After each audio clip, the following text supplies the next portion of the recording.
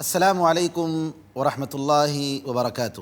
الحمد للہ رب العالمین والصلاة والسلام علی سید المرسلین نبینا محمد وعلی آلہ وصحبہ اجمعین ومن تبعہم بإحسان الی یوم الدین۔ محترم ناظرین، آج کی اس نشست میں میرا موضوع سخن ہے تعظیم رسول صلی اللہ علیہ وسلم۔ صحابہ کی زندگی میں تعظیم رسول اللہ صلی اللہ علیہ وسلم کے نمونے۔ صحابہ نبی کریم صلی اللہ علیہ وسلم سے بہت محبت رکھتے تھے۔ ابو سفیان گواہی دیتے ہیں، کہتے ہیں کہ میں نے کسی بھی قوم کو ویسی محبت کرتے نہیں دیکھا جیسا محمد کے ساتھی محمد سے محبت کرتے ہیں۔ صحابہ رضی اللہ تعالی عنہم اجمعین کی محبت نبی کریم صلی اللہ علیہ وسلم کے لیے سبحان اللہ بہت ہی بے مثال تھی۔ آئیے کس طریقے سے صحابہ نبی کریم صلی اللہ علیہ وسلم کی تعظیم کرتے تھے، میں آپ کے سامنے مثالیں بیان کروں۔ اور یہ تعظیم، نبی کریم صلی اللہ علیہ وسلم کا یہ احترام اس لیے تھا کہ اللہ نے اس کا حکم دیا تھا۔ اللہ فرماتا ہے لِتُؤْمِنُوا بِاللَّهِ وَرَسُولِهِ وَتُعَزِّرُوهُ وَتُوَقِّرُوهُ وَتُسَبِّحُوهُ بُكْرَةً وَأَصِيلًا، تاکہ تم اللہ پر ایمان لاؤ، اس کے رسول پر ایمان لاؤ، اس کی تائید کرو، اس کا احترام کرو، اور اللہ تعالیٰ کی پاکی بیان کرو صبح و شام۔ دوسری جگہ فرماتا ہے والذین آمنوا بہ وعزروہ ونصروہ واتبعوا النور الذی انزل معہ اولئک هم المفلحون۔ جو لوگ اس رسول پر ایمان لائے، ان کی مدد فرمائی، ان کی تائید کی، اور وہ روشنی جو ان کے ساتھ اتاری گئی اس کی اتباع کی، پیروی کی، یہی لوگ کامیاب ہیں۔ نبی کریم صلی اللہ علیہ وسلم کی تعظیم، صحابہ کی زندگی میں اس کی مثالیں اگر گھنٹوں بیان کیا جائے ختم نہیں ہو سکتا، لیکن میں آپ کے سامنے کچھ مثالیں بتاتا ہوں تاکہ ہمارے اندر بھی تعظیم کا وہ جذبہ، احترام کا وہ جذبہ پیدا ہو۔ عمر رضی اللہ تعالیٰ عنہ کا زمانہ ہے۔ مسجد نبوی لوگوں کی تعداد بڑھ جانے کی وجہ سے مسجد نبوی کا حصہ تنگ ہو جاتا ہے۔ اطراف میں گھر تھے، ایک گھر عباس رضی اللہ تعالیٰ عنہ نبی کریم صلی اللہ علیہ وسلم کے چچا کا گھر تھا۔ عمر رضی اللہ تعالیٰ عنہ نبی کریم صلی اللہ علیہ وسلم کے چچا عباس ابن عبد المطلب سے کہتے ہیں عباس، مسجد نبوی کی توسیع کی ضرورت ہے، بڑھانے کی ضرورت ہے، لوگوں کی تعداد بڑھ چکی ہے، پلیز آپ اپنا گھر مسجد کے لیے دے دیجئے، میں آپ کے لیے مسجد سے باہر اس سے بڑی جگہ میں دیتا ہوں۔ عباس رضی اللہ تعالیٰ عنہ نے کہا نہیں نہیں، گھر میرا ہے، میں کیوں دوں؟ یہ جو واقعات میں سنا رہا ہوں یہ من گھڑت باتیں نہیں ہیں، مستند روایتیں ہیں۔ اس واقعے کو ضیاء مقدسی نے اپنی کتاب الاحادیث المختارہ جز نمبر 8 صفحہ نمبر 391 میں ذکر کیا ہے، صحیح سند کے ساتھ۔ عباس رضی اللہ تعالیٰ عنہ انکار کر دیے۔ عمر رضی اللہ تعالیٰ عنہ نے کہا ارے یہ کیا بات ہے، مسجد کے لیے میں طلب کر رہا ہوں، آپ نہیں دے رہے ہیں۔ عباس نے کہا امیر المؤمنین، میرے اور تمہارے درمیان فیصلہ کرنے کے لیے ایک تیسرے آدمی کو متعین کیجئے۔ ذرا دیکھیے خلیفہ وقت کا سب سے بڑا مسلمانوں کا ذمہ دار عمر رضی اللہ تعالیٰ عنہ، ایک فریق کے طور پر ایک طرف عباس، دوسرے طرف عمر، فیصلہ کرنے والے حذیفہ رضی اللہ تعالیٰ عنہ ان کے پاس مقدمہ لے کر جاتے ہیں۔ حذیفہ کہتے ہیں اگر عباس نہیں مانتے تو آپ کو حق نہیں پہنچتا کہ زبردستی ان کا گھر مسجد میں آپ داخل کریں، اس لیے کہ داؤد علیہ السلام جب بیت المقدس کو بڑھا رہے تھے تو ایک یتیم کا گھر آ رہا تھا، اور زبردستی داؤد علیہ السلام اس یتیم کے انکار کرنے پر اس کا گھر لینے جا رہے تھے، تو اللہ نے کہا میرے گھر کو ظلم و زبردستی سے پاک کرو۔ اللہ کے گھر کے لیے ظلم و زبردستی نہیں، پاک ہونا چاہیے۔ اللہ کی عبادت ہو رہی ہے، مرضی سے اگر دے رہے ہیں ٹھیک، خرید و فروخت کا معاملہ ہو رہا ہے ٹھیک، زبردستی کسی کا گھر لینا یہ جائز نہیں۔ تو حذیفہ نے کہا امیر المؤمنین یہ جائز نہیں ہے کہ آپ زبردستی ان کا گھر لیں۔ عمر رضی اللہ تعالیٰ عنہ خاموش ہو جاتے ہیں، فیصلہ عباس رضی اللہ تعالیٰ عنہ کے حق میں جاتا ہے۔ ایک مرتبہ عباس رضی اللہ تعالیٰ عنہ کے گھر میں، جن کا پرنالہ مسجد نبوی کے طرف لگا ہوا تھا، بارش کا پانی وغیرہ ادھر گرتا تھا، عمر رضی اللہ تعالیٰ عنہ جمعے کی نماز کے لیے نکلتے ہیں، خطبہ دینے کے لیے نکلتے ہیں، تیار ہو کر کپڑا پہن کر نکلتے ہیں۔ عباس رضی اللہ تعالیٰ عنہ کے گھر کا پرنالہ، اس پرنالے سے خون کے قطرے گرتے ہیں۔ اس دن اتفاق سے عباس رضی اللہ تعالیٰ عنہ کے گھر میں 2 چوزے ذبح کیے گئے تھے، اس کے خون کا خطرہ پرنالے سے گرا اور امیر المؤمنین عمر رضی اللہ تعالیٰ عنہ کے کپڑے کو ملوث کر گیا۔ کیسے جا کے خطبہ دیں؟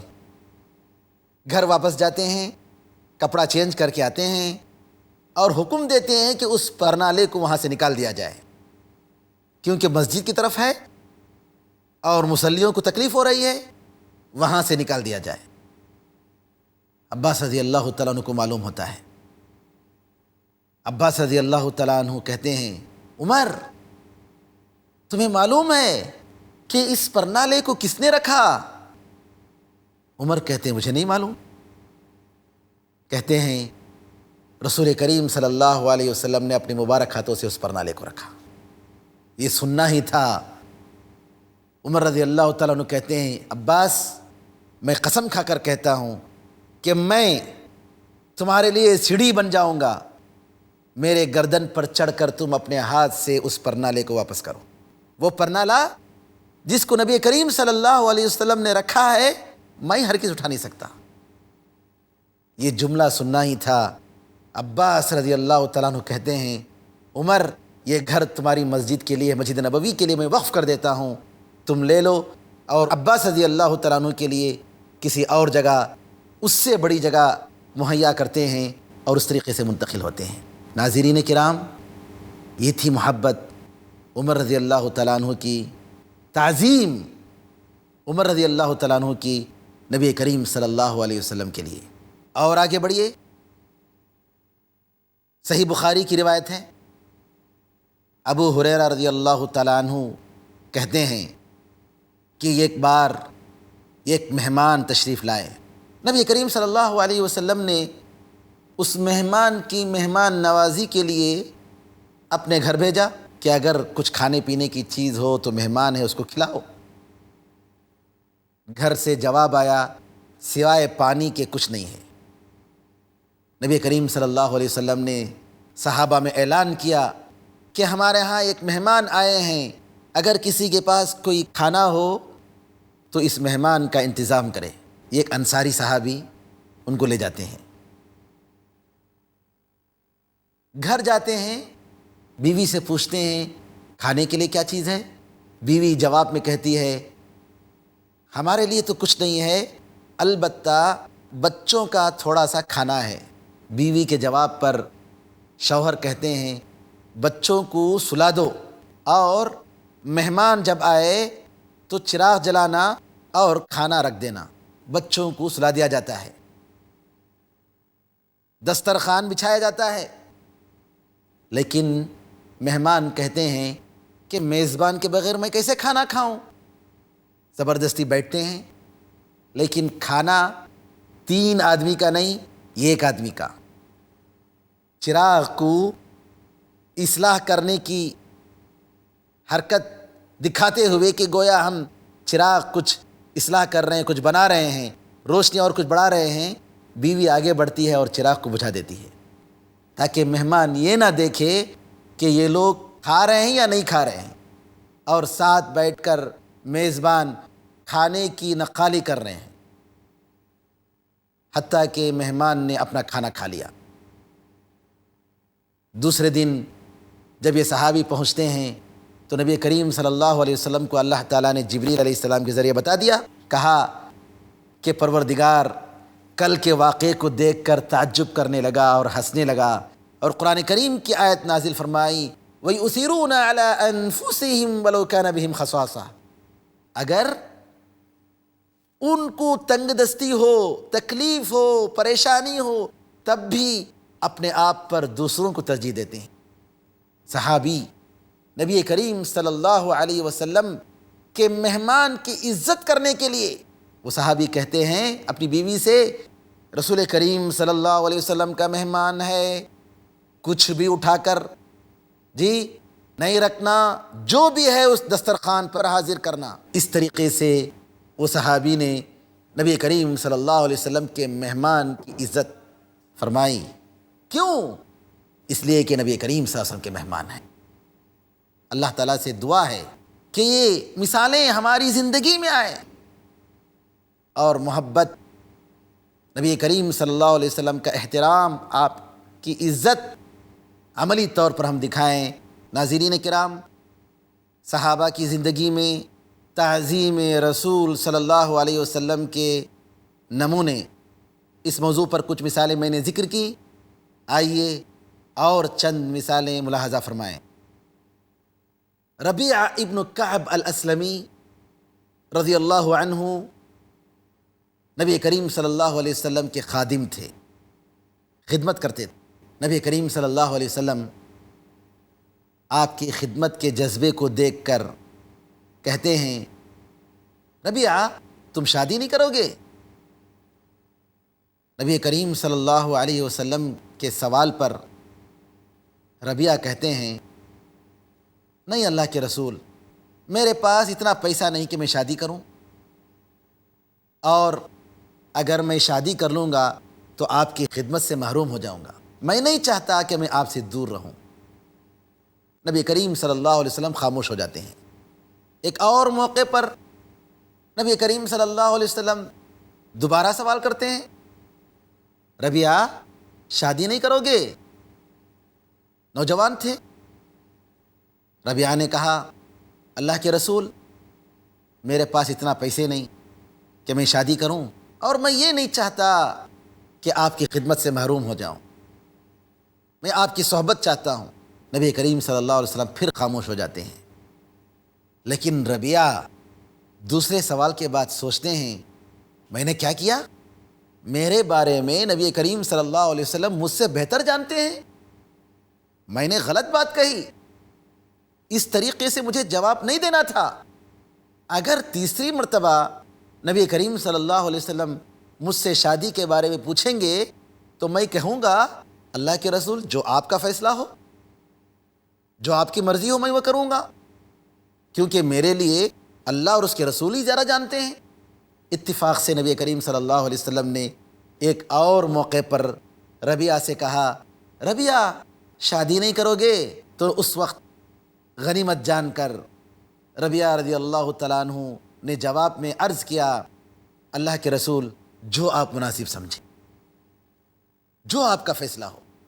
ربیعہ رضی اللہ تعالیٰ عنہ کا جواب سن کر نبی کریم صلی اللہ علیہ وسلم کہتے ہیں، ربیعہ انصار کے فلاں قبیلے کے پاس جاؤ اور ان سے کہو مجھے رسول اللہ نے بھیجا ہے، میں رسول اللہ کا قاصد ہوں، اور نبی کریم صلی اللہ علیہ وسلم نے یہ حکم دیا ہے کہ تم لوگ فلاں لڑکی سے میری شادی کراؤ۔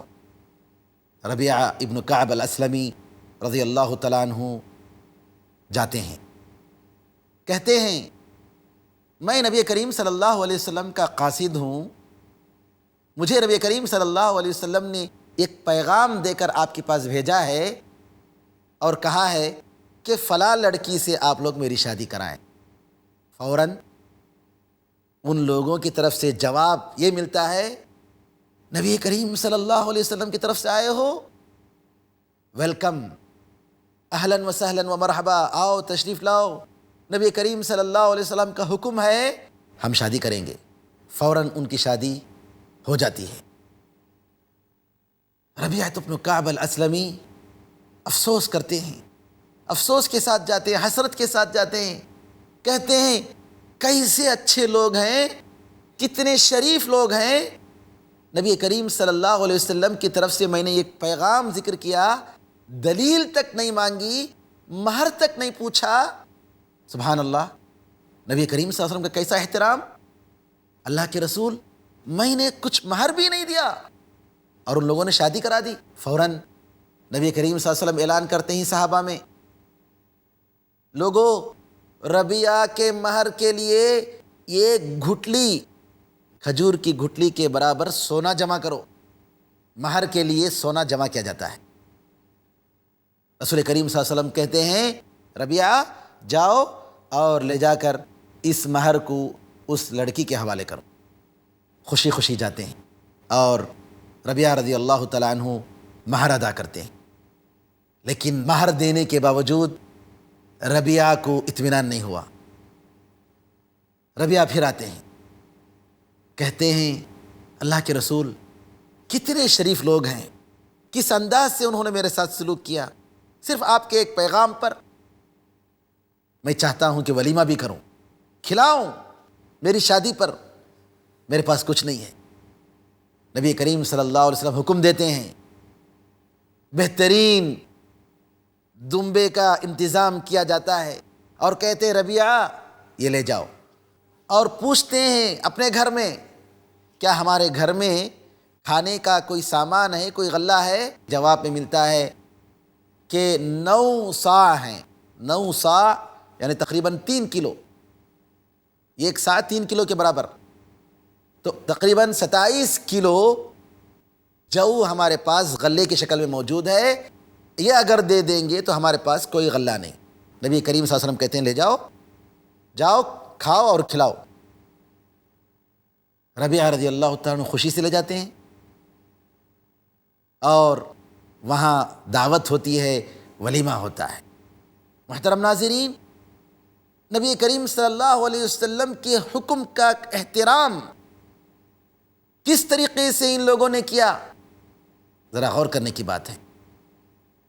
ایک اور مثال، عمار بن یاسر رضی اللہ تعالی عنہ، ایک مرتبہ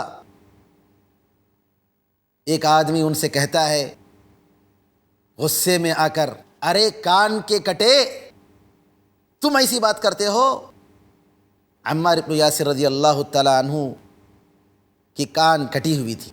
عمار بن یاسر کہتے ہیں اچھا تم نے کہا ارے کان کے کٹے، میرا کان کٹا ہوا ہے، تم نے میرے 2 کانوں میں میری نظر میں سب سے زیادہ پسندیدہ جو کان ہے اس کان کا حوالہ دے کر تم نے مجھے گالی دی ہے۔ یہ کان نبی کریم صلی اللہ علیہ وسلم کے ساتھ یہ ایک جنگ میں کٹا ہے۔ عمار بن یاسر رضی اللہ تعالیٰ عنہ کا کان کٹا ہوا اس لیے ان کی نظر میں پسندیدہ ہو گیا کہ نبی کریم صلی اللہ علیہ وسلم کے ساتھ جنگ میں لڑتے ہوئے یہ کان کٹا۔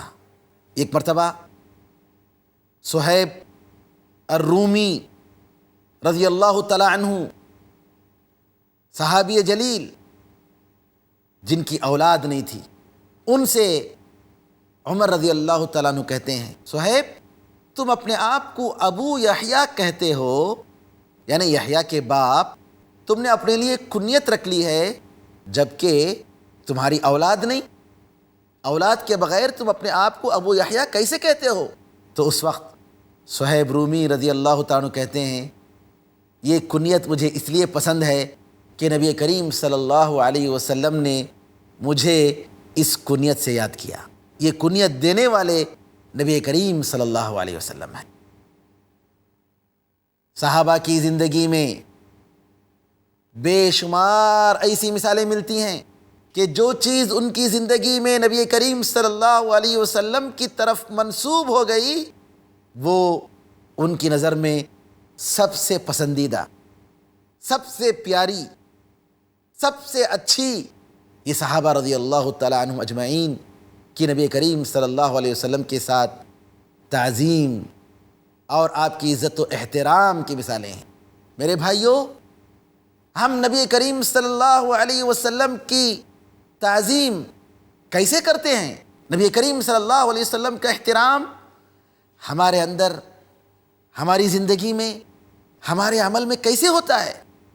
ہم نبی کریم صلی اللہ علیہ وسلم کا کوئی حکم سنتے ہیں لیکن ہم وہاں لن ترانیاں، عذریں تلاش کرتے ہیں۔ نبی کریم صلی اللہ علیہ وسلم نے فرمایا سورج جب غروب ہوتا ہے تو یہ عرش کے نیچے جاتا ہے، اللہ تعالیٰ کے عرش کے نیچے، اور سجدہ کرتا ہے۔ صحیح حدیث ہے، صحیح بخاری کی روایت ہے۔ لیکن ہم مسلمان، ہم میں ایسے لوگ بھی ہیں، ارے کیا جی، سورج تو 24 گھنٹے ہمارے آنکھوں کے سامنے ہے، انڈیا میں رہتا نہیں ہے تو امریکہ میں رہتا ہے، امریکہ میں نہیں تو انڈیا میں رہتا ہے، کہاں جا کر، کب جا کر سجدہ کرتا ہے؟ نبی کریم صلی اللہ علیہ وسلم کی ایک حدیث کو، ایک سچی خبر کو ہمارے عقل کی بنیاد پر ہم اس کو ٹھکراتے ہیں۔ کیا یہ نبی کریم صلی اللہ علیہ وسلم کا احترام؟ کیا یہ نبی کریم صلی اللہ علیہ وسلم کی تعظیم ہے؟ آج ہمارے مسلمانوں میں ایسے مسلمان بھی ہیں جو یہ کہتے ہیں کہ نبی کریم صلی اللہ علیہ وسلم کی ساری حدیثوں کو ہم نہیں مانیں گے، اگر کوئی حدیث ایسی آئی جو ہمارے عقل میں داخل نہیں ہوتی، عقل اس کو تسلیم نہیں کرتی، ہم قبول نہیں کریں گے۔ کچھ مسلمان ایسے ہیں جو یہ کہتے ہیں کہ نبی کریم صلی اللہ علیہ وسلم کی حدیثوں کو قرآن پر تولنا چاہیے، قرآن کے مطابق ہے تو لیں گے ورنہ نہیں لیں گے۔ یہ نبی کریم صلی اللہ علیہ وسلم کا احترام ہے؟ جبکہ اللہ نے کہا کہ نبی صلی اللہ علیہ وسلم جو بھی ان کی زبان سے نکلتا ہے وہ حق ہے، وہ اللہ کی وحی ہے، اللہ کے اشارے پر بولتے ہیں، وہ اپنی طرف سے کچھ نہیں بولتے۔ محترم ناظرین، غور کرنے کا موقع ہے۔ نبی کریم صلی اللہ علیہ وسلم کی تعظیم، آپ کا احترام، آپ کی عزت کرنا، آپ کے ہر بات کو اپنے سر پر رکھنا، جیسا کہ امام ابو حنیفہ رحمۃ اللہ علیہ نے فرمایا اگر نبی کریم صلی اللہ علیہ وسلم کی بات ہے تو میرے سر اور آنکھوں پر میں اس کو رکھتا ہوں۔ اللہ تعالیٰ سے دعا ہے کہ مجھے اور آپ کو اس کی توفیق عطا فرمائے اور نبی کریم صلی اللہ علیہ وسلم کا سچا امتی بنائے۔ آمین یا ارحم الراحمین۔ والسلام علیکم ورحمۃ اللہ وبرکاتہ۔ اللهم صل على محمد، اللهم صل على محمد، اللهم صل على محمد،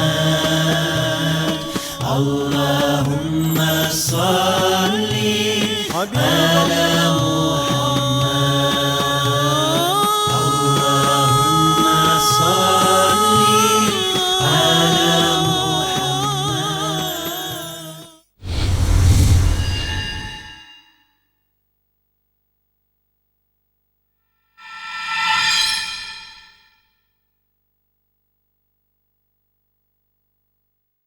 السلام علیکم ورحمۃ اللہ وبرکاتہ۔ محترم ناظرین کرام، آج کی نشست میں میرا عنوان ہے صحابہ کی زندگی میں اتباع رسول کے نمونے۔ نبی کریم صلی اللہ علیہ وسلم کے جانثار صحابہ کی زندگی میں، آپ کی محبت میں، آپ کی اتباع میں جو مثالیں انہوں نے پیش کی ہیں وہ بے شمار ہیں۔ ان کی پوری زندگی نبی کریم صلی اللہ علیہ وسلم کی محبت کی سچی مثالیں تھیں۔ نبی کریم صلی اللہ علیہ وسلم کا حکم آ جاتا تو ایک قدم وہ آگے نہیں بڑھتے تھے۔ زندگی کا مقصد یہی تھا کہ نبی کریم صلی اللہ علیہ وسلم کہ کہنے کے مطابق، آپ کے حکم کے مطابق، آپ کے اشارے پر ان کی زندگیاں وقف ہو جائیں، اور اسی لیے ان لوگوں نے جان، مال، ہر چیز نبی کریم صلی اللہ علیہ وسلم کی خدمت میں پیش کرنے کی کوشش کی۔ نبی کریم صلی اللہ علیہ وسلم کے حکم پر کیسے وہ لوگ سرنڈر ہو جاتے تھے، مان لیتے تھے، ان کی مثالیں بے شمار ہیں۔ مختصر کی اس نشست میں آپ کے سامنے چند مثالیں رکھوں گا۔ ایک مرتبہ عمر فاروق رضی اللہ عنہ ارضا کسی بات میں جھگڑا کرتے ہوئے، کچھ بولتے ہوئے اپنے باپ کی قسم کھاتے ہیں، والد کی قسم کھاتے ہیں۔ ہمارے معاشرے میں بھی دیکھیں گے لوگ کھاتے ہیں قسم، کیا ہے؟ تیری قسم، میری قسم، یہاں گلے میں پکڑ کے، گردن میں، میری قسم، سر پر ہاتھ رکھ کے قسم۔ یہ حرام ہے، جائز نہیں ہے۔ عمر رضی اللہ تعالیٰ عنہ کو معلوم نہیں تھا کہ اللہ کے سوا کسی کی قسم نہیں کھانی چاہیے۔ پیچھے سے آواز آئی، عمر نے سنا، آواز میں بات تھی، لا تحلفوا بآبائکم ولا امہاتکم، اپنے باپ دادا کی، ماؤں کی قسم نہ کھاؤ۔ عمر رضی اللہ تعالیٰ عنہ نے دیکھا کیسی آواز ہے، کون آواز دے رہے ہیں؟ مڑ کے دیکھا تو نبی کریم صلی اللہ علیہ وسلم، نبی کریم صلی اللہ علیہ وسلم کا یہ فرمان کہ باپ دادا کی قسم نہ کھاؤ، فوراً عمر رضی اللہ تعالیٰ عنہ رک گئے۔ کہتے ہیں عمر، اللہ کی قسم، نہ بھول کر، نہ کبھی جان بوجھ کر میں نے اللہ کے سوا کسی اور کی قسم کھائی۔ اتباع، نبی کریم صلی اللہ علیہ وسلم کے حکم پر عمل، حکم ہو گیا، کبھی بھی آپ نے اس حکم کی خلاف ورزی نہیں کی۔ اور آگے بڑھیے، ایک مرتبہ عمر رضی اللہ تعالیٰ عنہ اپنے زمانے میں ایک صاحب کے ساتھ بیٹھ کر کہتے ہیں، میرا تو خیال یہ آتا ہے کہ کعبے میں جو سونا ہے، جو خزانہ ہے کعبے کی دیواروں میں، اس کو میں نکالوں اور غریبوں میں تقسیم کر دوں۔ لیکن وہ کہتے ہیں صاحب کہ آپ ایسا نہیں کریں گے، آپ کہتے تو ہیں لیکن آپ ایسا نہیں کریں گے۔ عمر رضی اللہ تعالیٰ عنہ نے پوچھا، کیوں میں ایسا نہیں کروں گا؟ جواب میں کہتے ہیں، کیونکہ اس سے پہلے تمہارے دوست رسول کریم صلی اللہ علیہ وسلم اور ابو بکر صدیق، یہ تمہارے جانثار دوست، کبھی انہوں نے ایسا نہیں کیا۔ تو اس وقت عمر رضی اللہ تعالیٰ عنہ کہتے ہیں، یہی دو آدمی ہیں جن کی میں اتباع کرتا ہوں، فالو کرتا ہوں۔ ایک تیسری مثال لیجئے، نبی کریم صلی اللہ علیہ وسلم کی اتباع کی، جذبہ اتباع جو صحابہ کے درمیان پائی جاتی تھی۔ ایک موقع تھا کہ نبی کریم صلی اللہ علیہ وسلم جماعت کے ساتھ نماز پڑھ رہے تھے، فرض نماز۔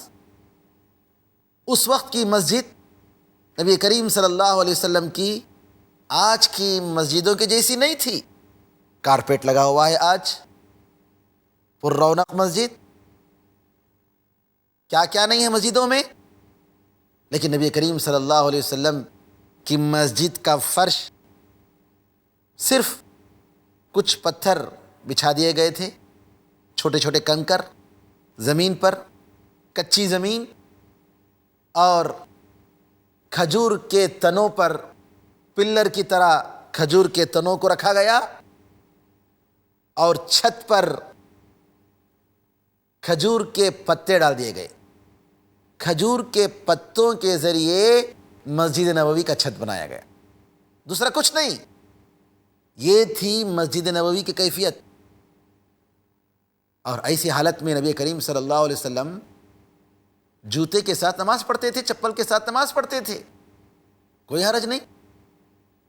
اگر ایسی جگہ پر نماز پڑھنے کا موقع آ جائے، کبھی آپ مسجد بھر جانے پر مسجد کے ساتھ ہی سڑک پر نماز پڑھ رہے ہیں یا باہر نماز پڑھ رہے ہیں جہاں اتنی پاکی اور صفائی نہیں ہے، کوئی حرج نہیں، آپ اپنی چپل پر نماز پڑھ سکتے ہیں. نبی کریم صلی اللہ علیہ وسلم چپل پہنے ہوئے تھے اور نماز ہو رہی تھی، صحابہ بھی چپل پہنے ہوئے تھے اور نماز پڑھ رہے تھے. اتنے میں صحابہ دیکھتے ہیں کہ نماز ہی کے دوران نبی کریم صلی اللہ علیہ وسلم نے اپنے چپل نکال دیے. صحابہ نے فوراً اپنے اپنے چپل اتار دیے. نماز کے بعد نبی کریم صلی اللہ علیہ وسلم نے پوچھا، آپ لوگوں نے اپنے چپل کیوں اتارے؟ مجھے جبریل علیہ السلام نماز کے دوران وہ آئے اور انہوں نے کہا کہ چپل میں گندگی ہے اور نکالنے کا حکم دیا تو میں نکالا، چونکہ چپل میں گندگی تھی. تمہارے چپل میں جب گندگی نہیں تھی تو تمہارے نکالنے کی کیا ضرورت تھی؟ صحابہ نے عرض کیا، اللہ کے رسول، ہم نے دیکھا کہ آپ نے چپل اتار دیے تو ہم نے بھی اتار دیا. اس واقعے سے دو بات معلوم ہوئی. ایک تو یہ کہ نبی کریم صلی اللہ علیہ وسلم عالم الغیب نہیں تھے، غیب نہیں جانتے تھے. اگر نبی کریم صلی اللہ علیہ وسلم عالم الغیب تھے تو ضرور آپ کے چپل میں جو گندگی تھی اس کا علم ہوا ہوتا اور آپ صاف کر کے صاف چپل میں نماز پڑھتے تھے، لیکن آپ کو اس کا علم نہیں تھا. جبریل علیہ السلام کے بتانے پر آپ کو خبر لگی اور اسی وقت آپ نے چپل اتار دیے.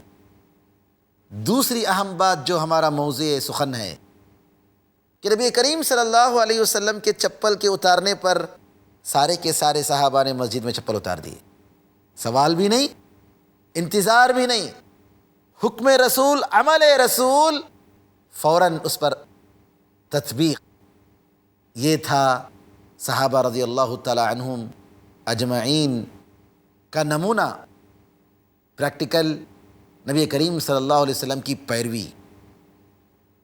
آئیے ایک اور مثال دیتے ہیں کہ نبی کریم صلی اللہ علیہ وسلم کی کیسی اتباع کرتے تھے یہ صحابہ کرام. ایک صحابی عمرو بن النعمان مزنی کی روایت ہے رضی اللہ عنہ، کہتے ہیں کہ انصار صحابہ میں ایک صحابی تھے جن کی زبان بہت چلتی تھی، گالی بھی دے جاتے تھے. ایک مرتبہ ایک محفل میں بیٹھے ہوئے تھے اور انہوں نے ایک شخص کو گالی دے دی. نبی کریم صلی اللہ علیہ وسلم نے سن لیا. نبی کریم صلی اللہ علیہ وسلم نے فوراً کہا، سباب المسلم فسوق وقتالہ کفر. مسلمان کو گالی دینا گناہ ہے اور اس کا قتل کرنا یہ کفر ہے. وہ صحابی کہتے ہیں کہ میں ہرگز اس کے بعد گالی نہیں دوں گا، میری زبان سے گالی نہیں نکلے گی. جب نبی کریم صلی اللہ علیہ وسلم نے مجھے بتا دیا، ٹوک دیا، ہرگز میری زبان سے گالی نہیں نکلے گی. نبی کریم صلی اللہ علیہ وسلم کا یہ فرمان، سباب المسلم فسوق، مسلمان کو گالی دینا گناہ ہے اور اس کو قتل کرنا کفر ہے، اس کا مطلب یہ نہیں میرے محترم ناظرین کہ غیر مسلم کو گالی دینا جائز ہے یا اس کو قتل کرنا ناجائز نہیں ہے. نہیں، نبی کریم صلی اللہ علیہ وسلم نے یہ بات اس لیے کہی کہ وہاں جو تھے مسلمان تھے، ورنہ اسلام زبان کی حفاظت کرنے کا حکم دیتا ہے، گالی گلوچ سے اپنی زبان کو بچانے کا حکم دیتا ہے. اور نبی کریم صلی اللہ علیہ وسلم کہتے ہیں کہ دوزخ میں جو لوگ جائیں گے سب سے زیادہ زبان کی کرتوتوں کی بنا پر دوزخ میں جائیں گے.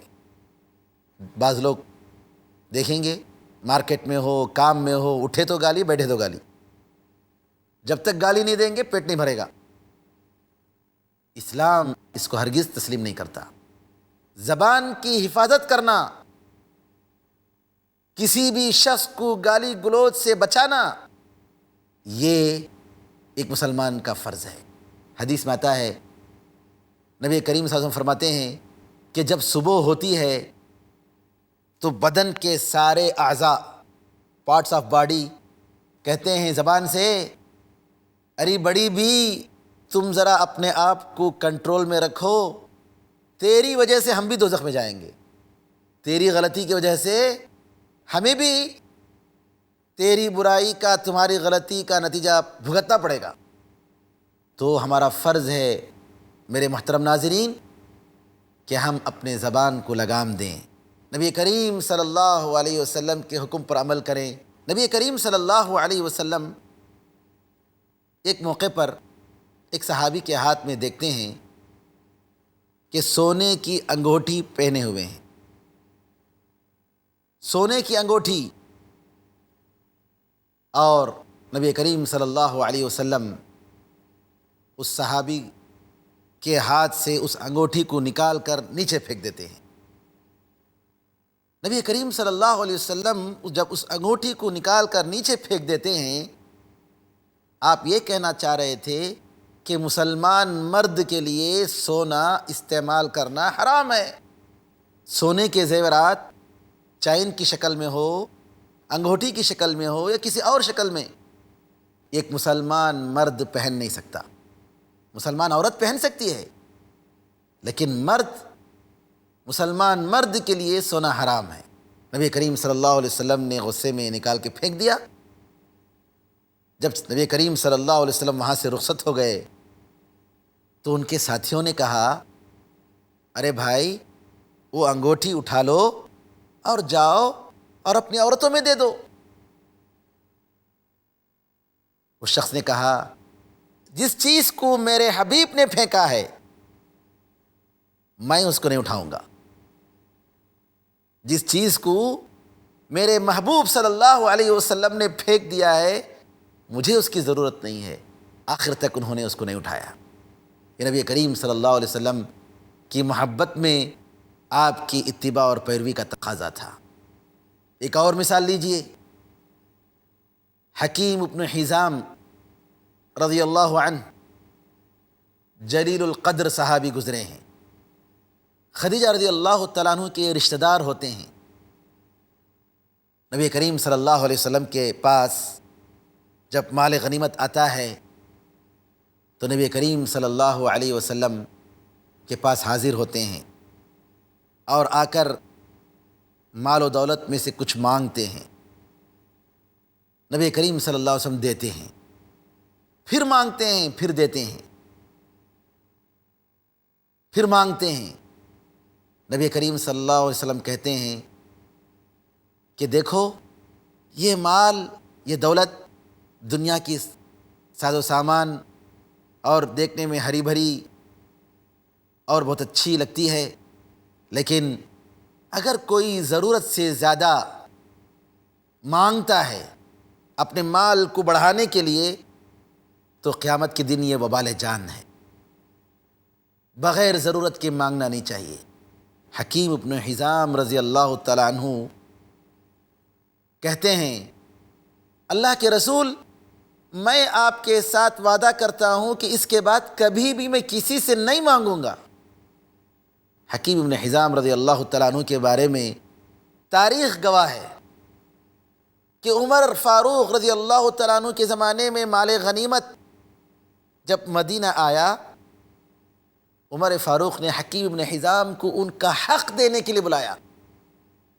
حق۔ حکیم ابن حزام آگے نہیں بڑھے، مانگنے کی تمنا بھی نہیں، خود ان کا حق دینے کے لیے عمر رضی اللہ تعالیٰ عنہ جیسے دوسرے مسلمانوں کو دے رہے تھے اسی طریقے سے ان کو دینے کے لیے بلاتے ہیں۔ حکیم ابن حزام کہتے ہیں، نہیں مجھے ضرورت نہیں ہے، میں نے وعدہ کیا تھا نبی کریم صلی اللہ علیہ وسلم سے کہ میں کسی سے نہیں مانگوں گا، تو میں کسی سے پیسے نہیں لوں گا، دولت نہیں لوں گا۔ آج مسلمانوں میں ایک طبقہ ہے جو ہٹا کٹا، طاقت والا نوجوان طبلے بجا کر مانگنے کو اپنا پیشہ بنائے ہوئے ہے۔ گانا، وہ بھی شرک کے گانے، کفر کے گانے بجا بجا کر گھر گھر مانگتے ہیں۔ جبکہ نبی کریم صلی اللہ علیہ وسلم فرماتے ہیں کہ جو شخص لوگوں سے مانگتا پھرتا ہے جبکہ وہ اس سے بے نیاز رہ سکتا ہے، طاقت دی اللہ تعالیٰ نے، ایسا شخص قیامت کے دن ایسی حالت میں آئے گا کہ اس کے چہرے پر گوشت نہیں ہوگا، اپنی عزت اور احترام کا خیال نہیں رکھنے والا، ان کا یہ حال ہے۔ مسلمانوں میں کچھ لوگ ایسے بھی ملیں گے جو عود اور چنگاری رکھ کر دکانوں میں جاتے ہیں اور اس طریقے سے پنکھا مار کر پیسے وصول کرتے ہیں۔ شرم آنی چاہیے ایسے لوگوں کو جو بجائے اپنے خون کے پسینہ بنانے کے، محنت کر کے کمانے کے، عزت کی روٹی کھانے کے، اپنے آپ کو قوت اور طاقت کے باوجود نعوذ باللہ لوگوں سے مانگتے پھرتے ہیں اور اپنا پیشہ بنائے ہوئے ہیں۔ افسوس تو ان لوگوں پر اور ہوتا ہے جو بچے جن کر بچوں کو سڑکوں میں پھراتے ہیں، گھماتے ہیں تاکہ یہ بچے مانگ مانگ کر پیسے لائیں اور ماں باپ بیٹھ کر کھائیں۔ ناظرین کرام، اسلام بہترین اخلاق لے کر آیا ہے، عزت کی زندگی دینے کے لیے آیا ہے، دنیا میں محنت کرنے کے لیے آیا ہے۔ اس طریقے سے زندگی گزارنا ایک مسلمان کا شیوا نہیں ہونا چاہیے۔ ہمارے معاشرے کی یہ جو خرابیاں ہیں، یہ مانگنے والے نعوذ باللہ کیا کیا نہیں کرتے، چرس، شراب اور پتہ نہیں کیسی کیسی گناہیں۔ کیوں؟ اس لیے کہ ذلت اور رسوائی کی زندگی اس طریقے سے رہنے پر مجبور کرتی ہے۔ اور بعض لوگ ایسے بھی ہیں جو مسجدوں میں آتے ہیں، قرآن پڑھ کر تلاوت خوش الہانی سے پڑھ کر لوگوں سے وصول کرتے ہیں، جبکہ قرآن پڑھ کر اللہ تعالیٰ سے مانگنا چاہیے، لوگوں سے مانگنا نہیں چاہیے۔ اسلام نے اس کو حرام کیا ہے۔ میں آپ کو ناظرین کرام نبی کریم صلی اللہ علیہ وسلم کے صحابہ میں اتباع رسول کے نمونے بتا رہا تھا، لیکن بات کہیں اور چلی گئی، اور مثالیں باقی ہیں۔ ثوبان رضی اللہ تعالیٰ عنہ ان صحابہ میں سے ایک صحابی تھے جنہوں نے نبی کریم صلی اللہ علیہ وسلم کے ساتھ بیعت کی تھی کہ میں کسی سے کچھ نہیں مانگوں گا۔ ثوبان رضی اللہ تعالیٰ عنہ کے بارے میں آتا ہے کہ اگر وہ گھوڑے پر سوار ہوتے اور اتفاق سے ان کا کوڑا نیچے گر جاتا، چابک جس کے ذریعے گھوڑے کو سواری کو ہانکتے ہیں، اگر وہ گر جاتا تو اپنے ساتھی سے نہیں کہتے کہ ذرا اٹھا کر دو، خود اترتے اور اٹھاتے اور پھر اس کے بعد سوار ہوتے۔ کیوں؟ اس لیے کہ نبی کریم صلی اللہ علیہ وسلم کے ساتھ انہوں نے بیعت کی، میں کسی سے کچھ نہیں مانگوں گا۔ عبداللہ ابن عمر رضی اللہ تعالیٰ عنہما کہتے ہیں کہ اگر سال بھر بھی میں روزہ رکھتا، سال بھر پورے سال کا روزہ رکھتا، اور شک کا دن، جس دن کے بارے میں شک ہو کہ آج رمضان ہے کہ رمضان نہیں ہے، ڈاؤٹ، شک ہے، اس دن سال بھر روزہ رکھتے ہوئے آتے ہوئے بھی اس دن شک کے دن میں ہرگز روزہ نہیں رکھتا۔ کیوں؟ اس لیے کہ نبی کریم صلی اللہ علیہ وسلم نے منع فرمایا کہ شک کے دن روزہ نہیں رکھنے چاہیے۔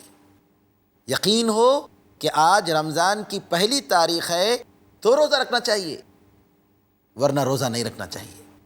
لیکن افسوس، آج جہاں پر رمضان اور عید کے موقع پر مسلمانوں کے درمیان اختلافات کے نمونے ملتے ہیں، وہاں ایسے لوگ بھی ہیں جو اسٹرونومیکل کیلکولیشن، علم الفلک کے حساب کی بنیاد پر، کیلنڈر کی بنیاد پر روزہ رکھتے ہیں، اور نبی کریم صلی اللہ علیہ وسلم کی سنت کا خیال نہیں کرتے کہ نبی کریم صلی اللہ علیہ وسلم نے حکم دیا کہ شک کے بغیر ہمیں روزہ رکھنا چاہیے، چاند دیکھ کر روزہ رکھنا چاہیے، چاند دیکھ کر عید منانی چاہیے۔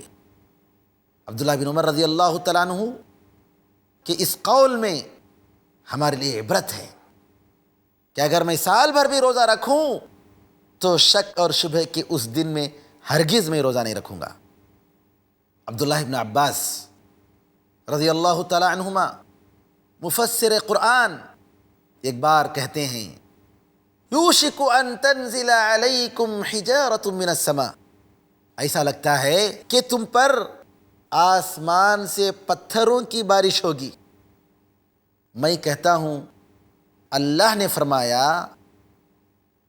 نبی کریم صلی اللہ علیہ وسلم نے فرمایا، اور تم کہتے ہو کہ فلاں نے اور فلاں نے فرمایا۔